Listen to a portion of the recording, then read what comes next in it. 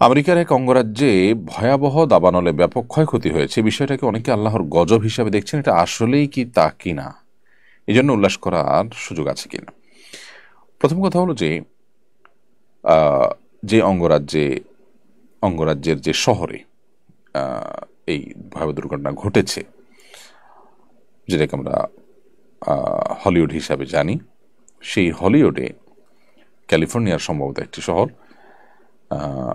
এখানে যে ভয়াবহ দাবানল 2 দিন যাবৎ জ্বলে পুড়ে সব ছাই করে দিচ্ছে, এটি সন্দেহাতীতভাবে একটা সিগনিফিকেন্ট বিষয় এবং এটা নিশ্চয়ই আমাদেরকে একটা ইঙ্গিত করে, একটা ইন্ডিকেট করে যে সেখানে বিশেষ করে গোটা বিশ্বে অশ্লীলতাকে ছড়িয়ে দেওয়ার জন্য যেভাবে ওখানকার তথাকথিত তারকারা, যাদের বসতবাড়ি ইত্যাদি পুড়েছে বলে খবরে এসেছে, তারা যেভাবে কাজ করে চলেছেন এবং যুগ যুগ ধরে সহস্র মানুষের চরিত্রকে ধ্বংস করবার জন্য যাদের ভূমিকা রয়েছে, আল্লাহর পক্ষ থেকে এটি একটি আযাব হিসাবে বা আল্লাহর পক্ষ থেকে শাস্তি হিসেবে এটা কোনো ইন্ডিকেট হতে পারে, সেটাকে মোটেও উড়িয়ে দেওয়া যায় না। কিন্তু আসলে যেহেতু কোনো নবী রাসূল নেই, কোন ঘটনা কী জন্য ঘটেছে, আল্লাহ সুবহানাহু ওয়া তাআলা ঠিক কী কারণে সেটি ঘটিয়েছেন, সেটি আসলে আমরা কেউই ধারণা করে বলতে পারবো না নিশ্চিতভাবে।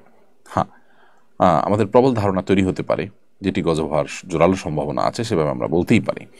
কিন্তু এটি গজব নাকি এটি সাধারণ কোনো ঘটনা যেটি আল্লাহ সুবহানাহু ওয়া তাআলা অনেক সাধারণ এলাকাতেও ঘটিয়ে থাকেন, সেটা একমাত্র আল্লাহ ভালো জানেন। তো বাহ্যিক দৃষ্টিকোণ থেকে বোঝা যায় যে যেখানে পাপাচার অনেক বেশি হয়, সীমা ছাড়িয়ে চলে যায়, আল্লাহ সুবহানাহু ওয়া তাআলা ঢিল দিয়ে রাখেন, মানুষের সংশোধনের সুযোগ দেন, একটা পর্যায়ে আল্লাহ সুবহানাহু ওয়া তাআলা পাকড়াও করেন।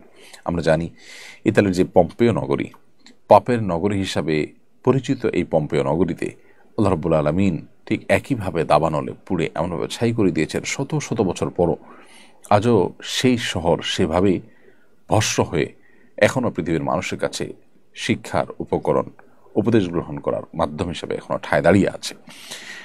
হলিউড সেরকমই একটি দৃষ্টান্ত স্থাপন করেছে কিনা সেটার জোরালো সম্ভাবনা আছে, এবং এখান থেকে আমাদের ব্লেম বা এখান থেকে আমাদের উল্লাস করার চাইতে বরং শিক্ষা গ্রহণ করবার প্রয়োজনীয়তাটা অনেক বেশি।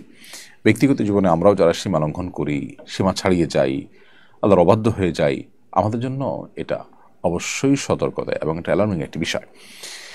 এবং এর মাধ্যমে অন্য যারা আল্লাহর অবাধ্যতায় লিপ্ত আছেন তাদেরও সংশোধন হওয়ার বা ফিরে আসার সুযোগ তৈরি হয়। বিধায় আমরা সেখান থেকে শিক্ষা গ্রহণ করার চেষ্টা করব। গাজাও পুড়ছে এবং এই হলিউড শহরও পুড়ছে। পার্থক্য এটুকু যে গাজার মানুষগুলো আল্লাহর প্রতি বিশ্বাসী হওয়ার কারণে, আখিরাতে বিশ্বাসী হওয়ার কারণে দুনিয়া পুড়ে গেলেও তাদের আসলে সব পুড়ে যাবে না, অনন্ত অসীমকালের আসল জীবনের সব তাদের বেঁচে থাকবে ঠিকই। কিন্তু যাদের আখিরাতের প্রতি বিশ্বাসী নেই, তাদের দুনিয়াটাই যদি পুড়ে যায় তাহলে থাকেটা কি? আল্লাহ তাআলা আমাদের এখান থেকে শিক্ষা গ্রহণ করবার তৌফিক দান করুন। আব্দুর রহিম